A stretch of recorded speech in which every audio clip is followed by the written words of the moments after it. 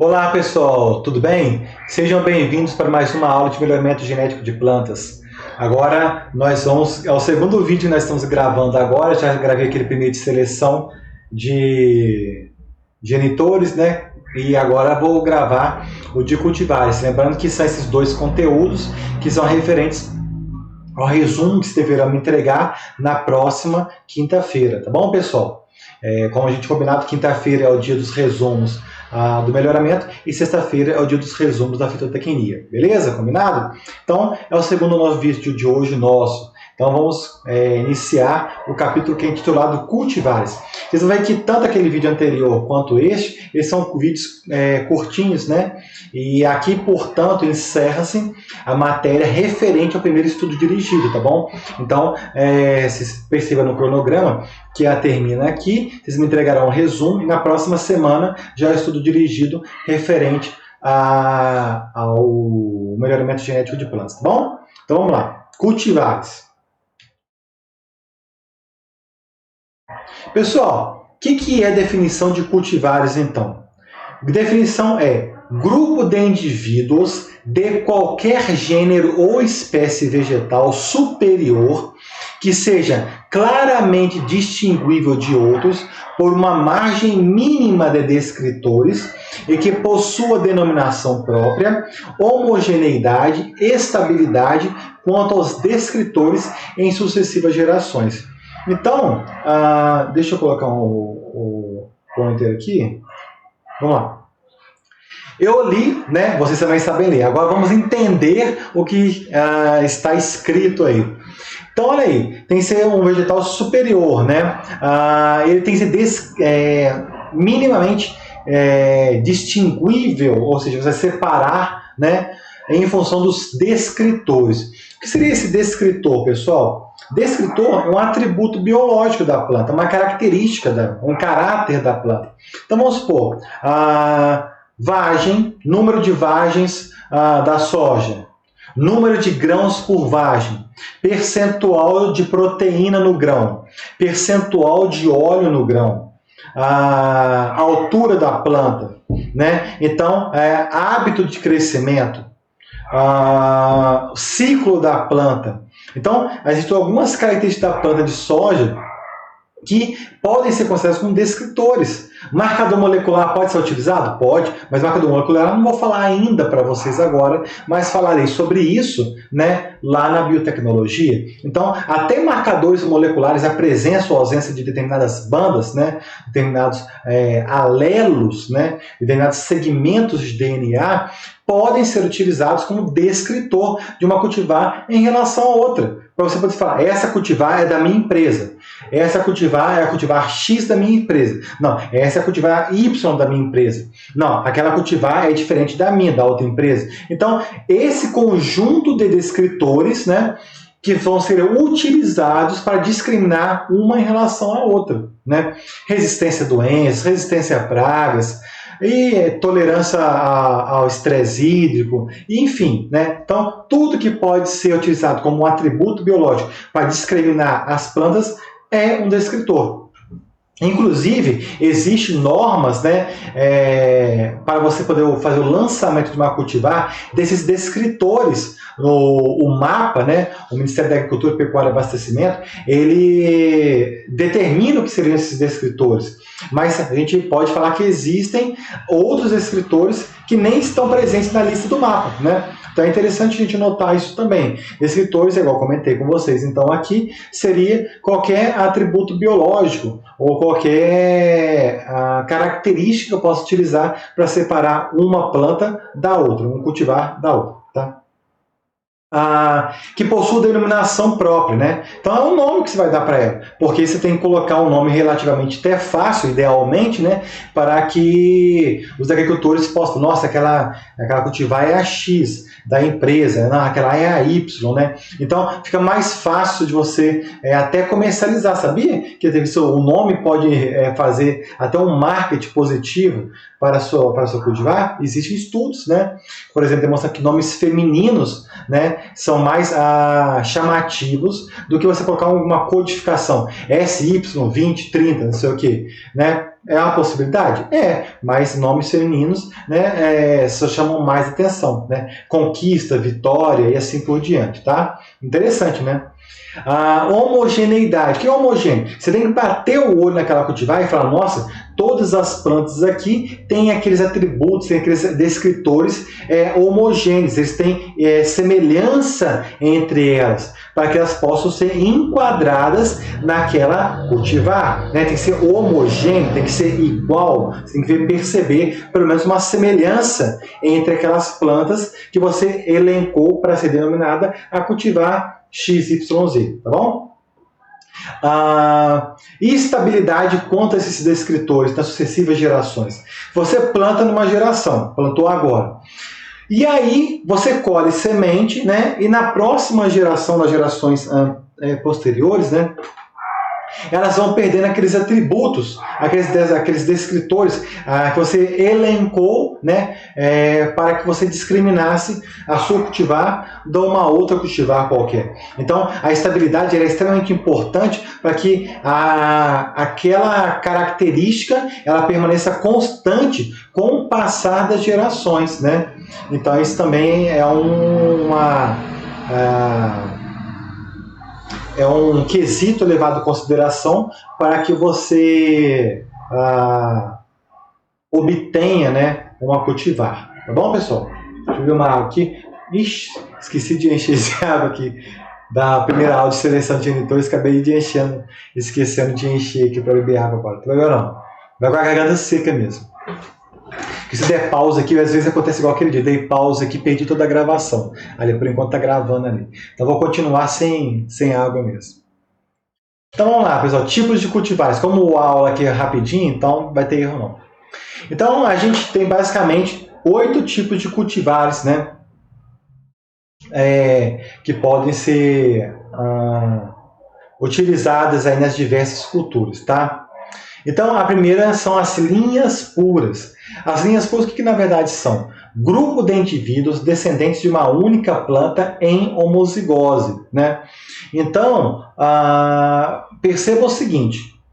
Você tem lá o seu feijão. Você plantou feijão lá. Se você colher todas as sementes daquela planta, né?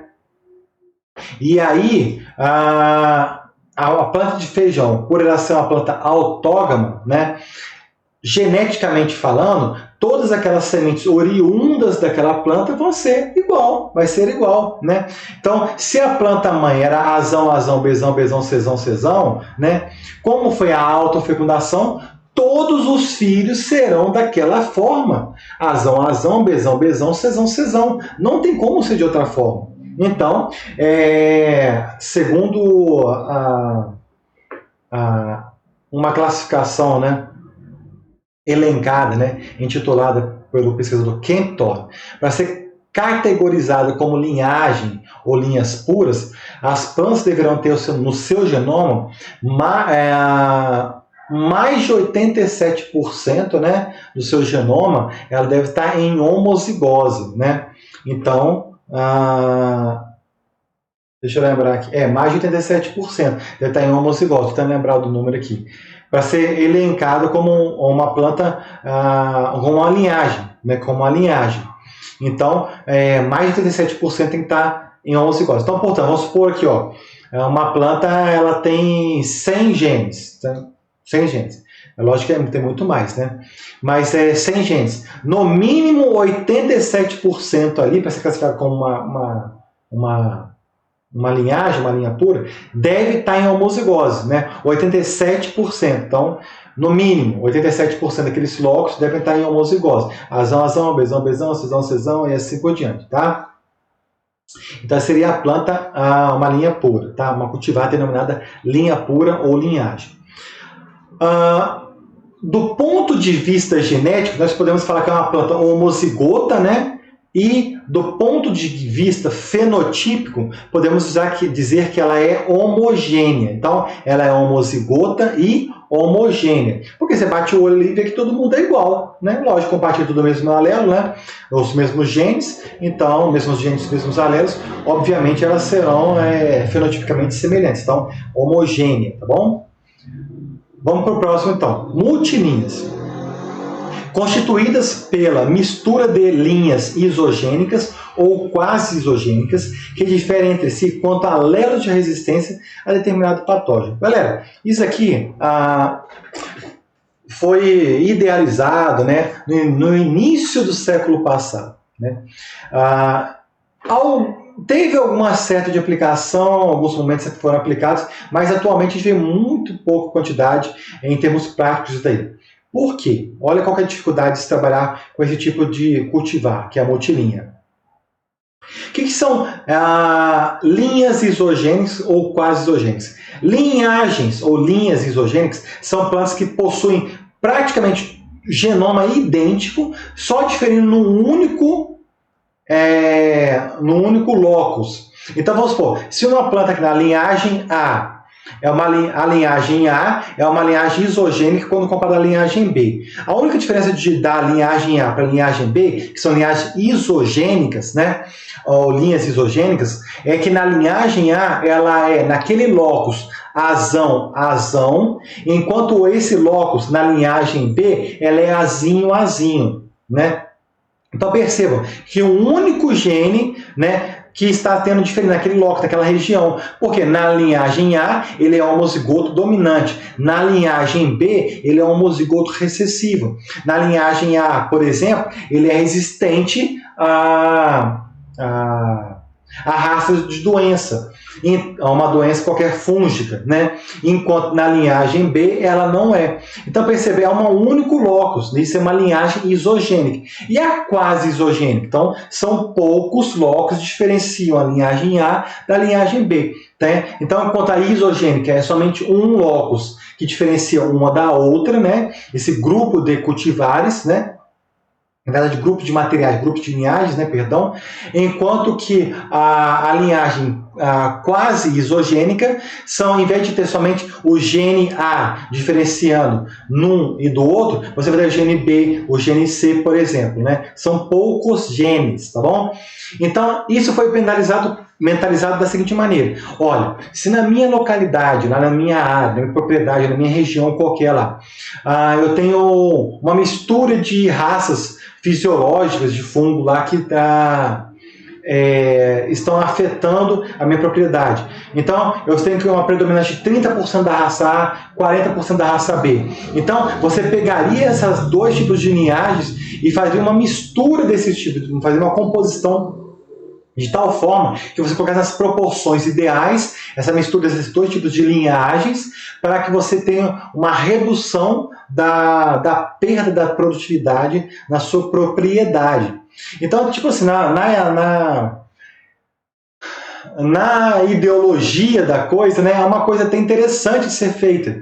O problema é a prática disso, porque imagina, não existe somente duas raças fisiológicas para um determinado tipo de fungo, existem várias raças diferentes. Então, você deveria fazer isso lá no campo de produção de sementes, uma produção de uma larga quantidade de diferentes tipos de materiais, né? Então, imagina a complexidade de você montar isso lá no campo, né? Fazer os cruzamentos e depois fazer as combinações específicas para cada tipo de demanda de uma propriedade qualquer. Então, hoje, esse tipo de multilinhas é muito difícil de encontrar, né? Eu, particularmente, eu não vejo, em termos de variedades ou cultivares comerciais de soja ou de milho atualmente, nessa linha de multilinhas, tá? Apesar que no passado o pessoal chegou até uma época a utilizar, mas por questões práticas de execução disso daí, isso caiu meio em desuso, tá bom?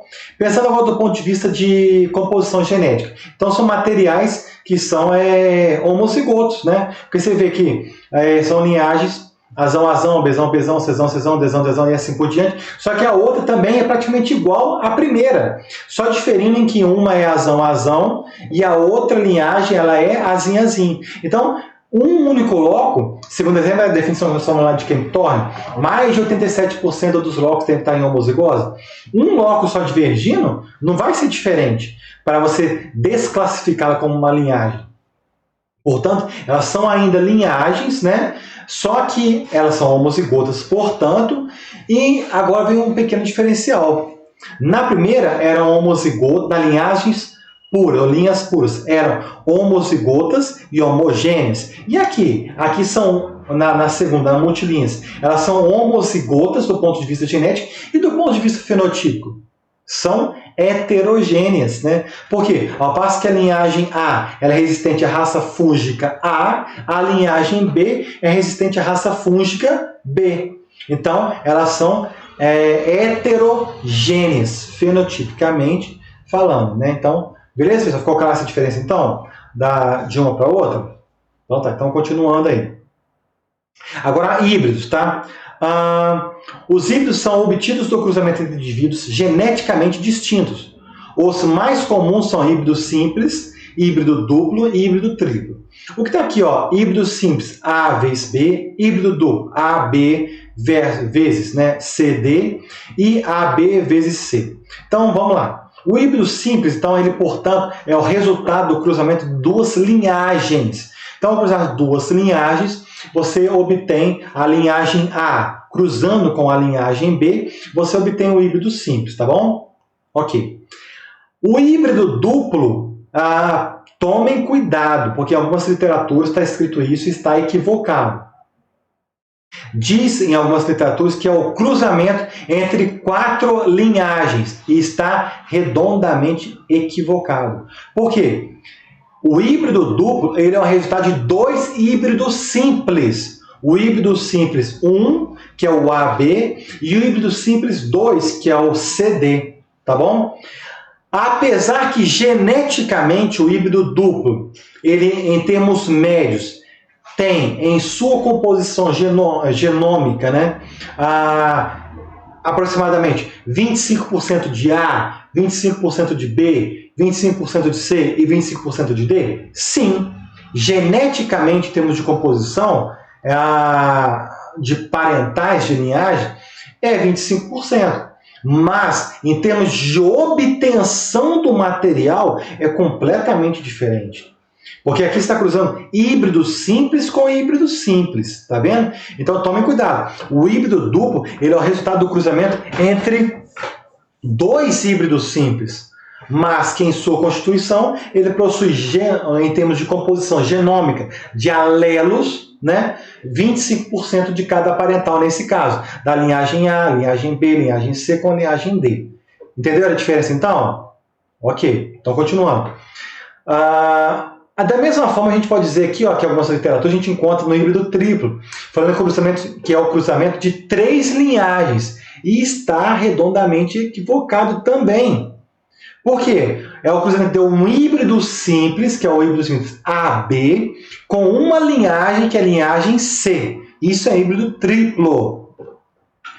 E por que isso é importante falar? Porque se você fala que é o cruzamento entre 3 linhagens, você está me dizendo que esse híbrido triplo, no final das contas, né, ele vai ter as proporções alélicas de 1/3 de A, 1/3 de B e 1/3 de C. Isso considerando que falar que é o cruzamento entre 3 linhagens, que está errado.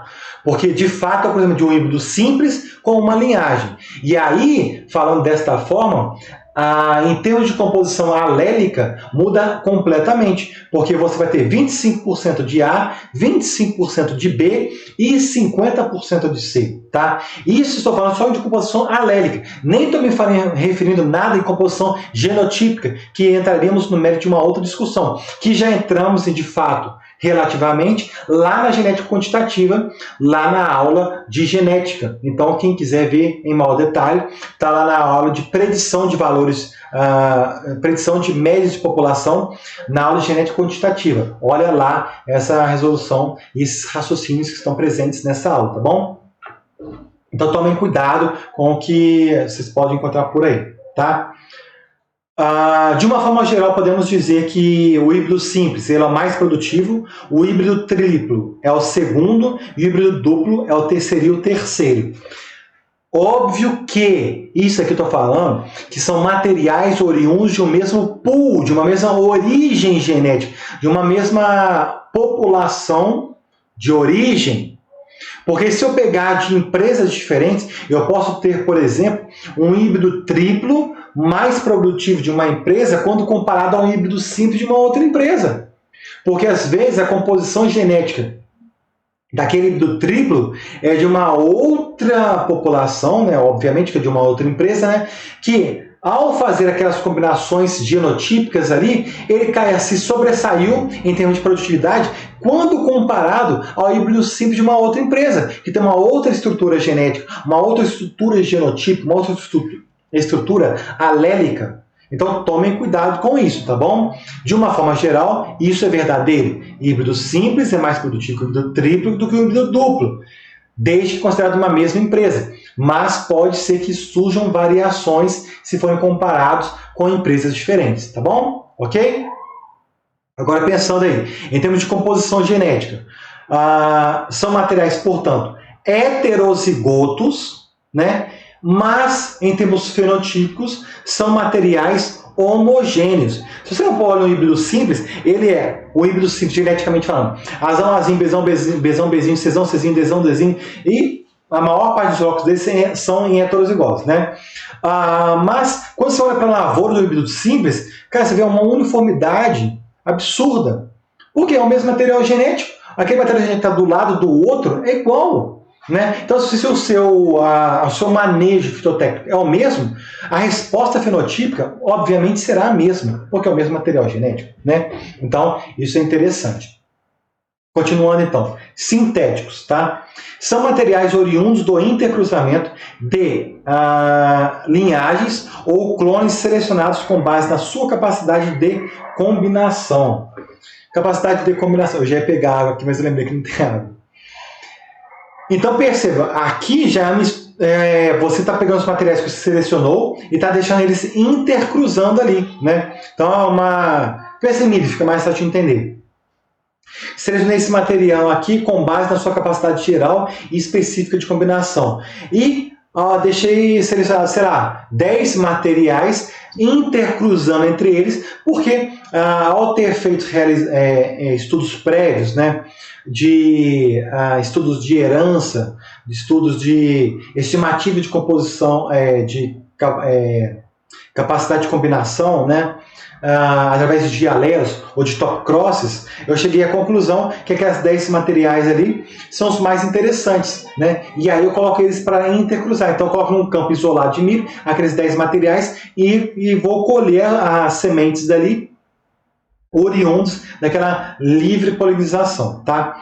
Mas a pergunta que vem é, Ramon, o que é CGC e CEC? Capacidade geral de combinação e capacidade específica de combinação.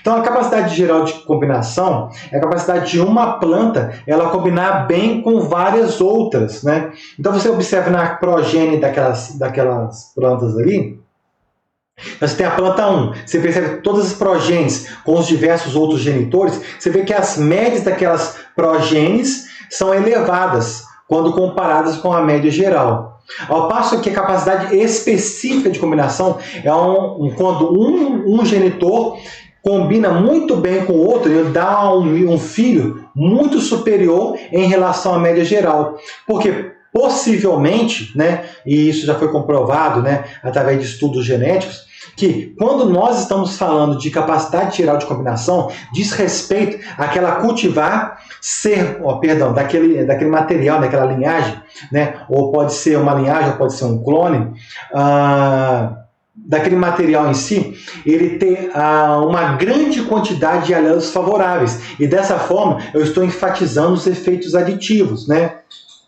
Ao passo que, quando eu me refiro à capacidade específica de combinação, eu estou enfatizando outros tipos de interações alélicas, né? Como, por exemplo, a de dominância, a dominância completa, a sobredominância, dominância parcial. Tá bom? Ficou claro então, pessoal, essa diferença? Então, capacidade geral de combinação é de um material combinar bem com o outro. Então, portanto, são efeitos aditivos. E ao passo que capacidade específica de combinação, eu estou selecionando materiais com base na sua dominância, né? Do seu desvios devido à dominância. Seja dominância completa, dominância sobredominância ou dominância parcial. Tá bom? Então, a capacidade específica, portanto, é de um material se complementar muito bem com o outro, obtendo uma progênie que se destaca em relação às demais. Tá bom? Ficou claro? Qualquer dúvida, vocês perguntam para mim depois lá. Então, continuando.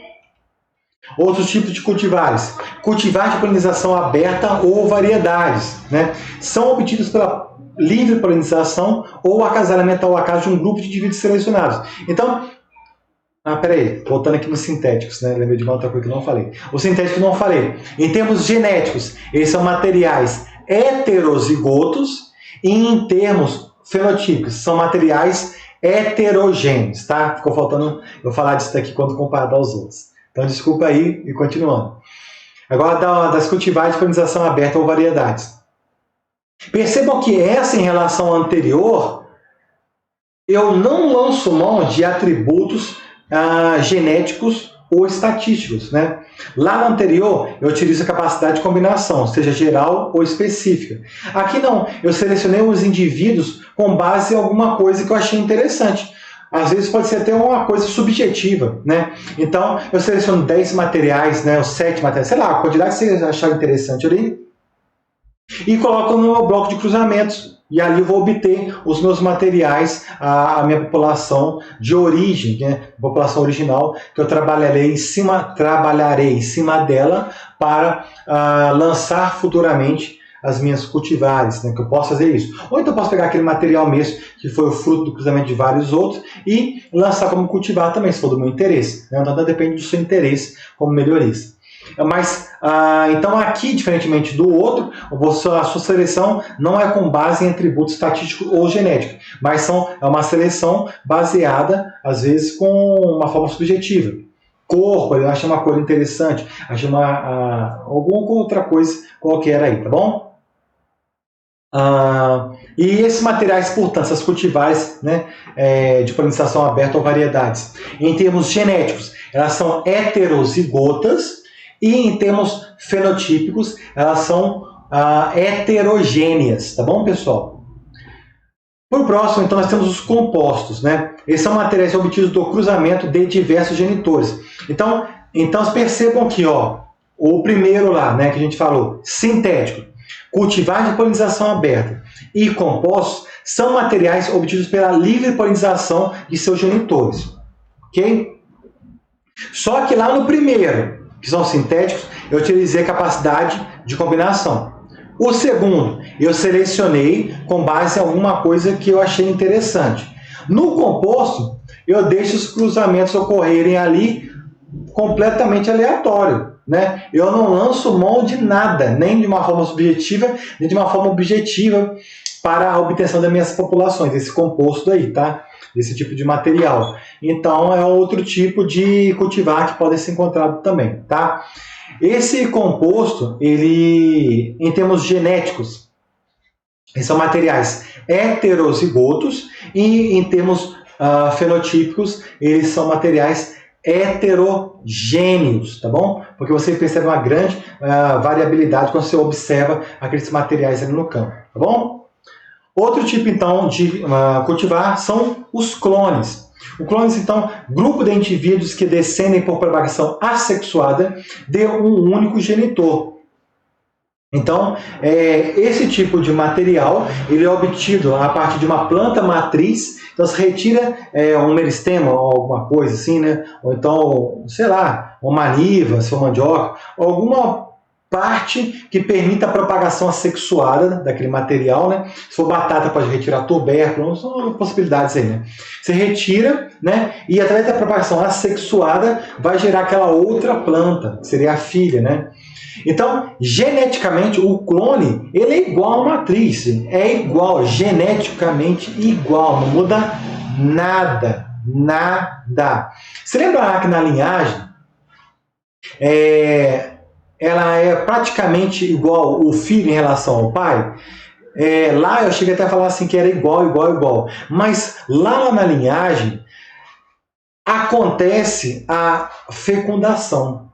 E se você parar para refletir no conceito abordado por Kempthorne, Thorne, se tiver outros locos, né, que estejam em heterozigose, pode permitir a combinação de outros genótipos na geração filial. Já que no clone é impossível de surgir isso. Porque como é a propagação assexuada, baseada na divisão celular, conhecida como mitose, é impossível surgir uma nova combinação genotípica, né? A não ser que aconteça, obviamente, mutação, né? Que a gente não está explorando esse caso aqui. Mas, se não acontecer mutação, vai ser geneticamente igual à planta matriz, né? Então, portanto, pessoal, nesse caso aí, o clone, ele quando você observa um material do outro, aí eu pergunto para vocês, eles são materiais homozigotos, geneticamente falando, homozigotos ou heterozigotos? Pensem aí. O que vocês acham?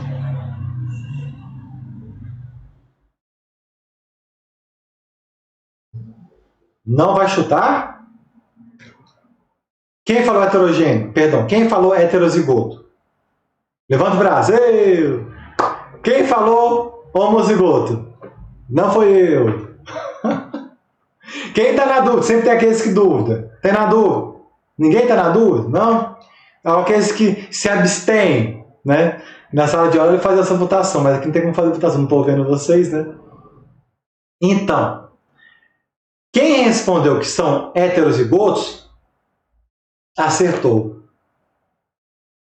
E quem respondeu que são homozigotos, também acertou. Mas como assim? Porque depende do sistema reprodutivo da espécie. Por exemplo, se eu fizer um clone de cana, é um material heterozigoto. Mas se eu fizer um clone de batata, é um material homozigoto. Porque depende do sistema reprodutivo da espécie. Se for uma planta alógama, será, em termos genotípicos, heterozigoto. Ao passo que, se for uma planta autógama, predominará os locos de homozigose. Portanto, será uma planta homozigota. Entenderam o raciocínio? Então, a genética da coisa, né, se ela vai ser heterozigota ou homozigota, depende do sistema de reprodução daquela espécie. Mas, do ponto de vista fenotípico, ela será homogênea independente se ela for uma planta alógama ou se for uma planta autógama. Por quê? Você vai observar os clones, eles são exatamente iguais. Né? Se olha um clone lá, vê uma plantação de eucalipto, né? Que foi obtida, que cada um deles são um clone um do outro ali. Cara, é exatamente igual, né? Então, de uma plantação de cana, que são clones uns dos outros ali. Você vê que é uma grande uniformidade. Se você bate o olho ali, você vê que fenotipicamente elas são homogêneas, tá bom? Então, eu espero que tenha ficado claro os clones. E por último, para encerrar nossa aula de hoje, temos os tipos que são os transgênicos ou os organismos geneticamente modificados, né? O OGM. Então, o que é, na verdade? É o produto da transgenia, ou seja, é uma planta que recebeu um gene exógeno. O que é uma transgenia? É uma planta que foi submetida à engenharia genética. Nós vamos falar mais sobre isso lá na disciplina de biotecnologia, tá bom? E aí, por conceito original, por isso que é transgênese, está pegando um e locomovendo para outro, seriam genes exógenos, ou seja, que é um gene que não pertence àquela espécie. Então, por exemplo, os casos clássicos, o milho BT, a soja RR, né, que receberam materiais, receberam genomas que não eram oriundos daquela espécie. Recebeu o milho, por exemplo, o milho BT, né? O milho, um vegetal, recebeu o material genético de uma bactéria, Bacillus thuringiensis, né? Então, transgênio, gene exógeno, exógeno. Por quê? Ele veio da bactéria e foi colocado no milho, né? E por isso ele é denominado gene exógeno. No entanto, existem transgênicos atuais que você pode pegar um gene da própria espécie, né, e colocá-la várias cópias na mesma planta, né? O que não deixa de ser um transgênio também, porque você está pegando e colocando várias vezes a mesma cópia daquele gene para promover uma superexpressão gênica, por exemplo.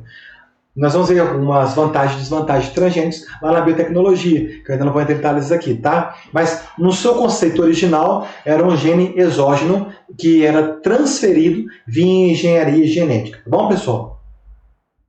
Mas pensando aí, em termos de composição genética, é um material que ele é heterozigoto ou homozigoto? E aí? Aí prevalece o mesmo raciocínio do clone. Por quê? Pensa na soja, o transgênico da soja, aqueles materiais que ela cultivar ali, elas são plantas autógamas, né?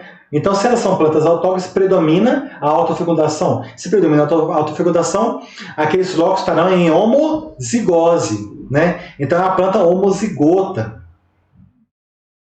Ao passo que, se for uma planta de milho, né? Então, por ser uma planta alógama, ela foi obtida, né, por hibridação, né? E aí, dessa forma, você obteve os híbridos simples na maior parte das vezes, né? E dessa forma, eles são plantas heterozigotas, né?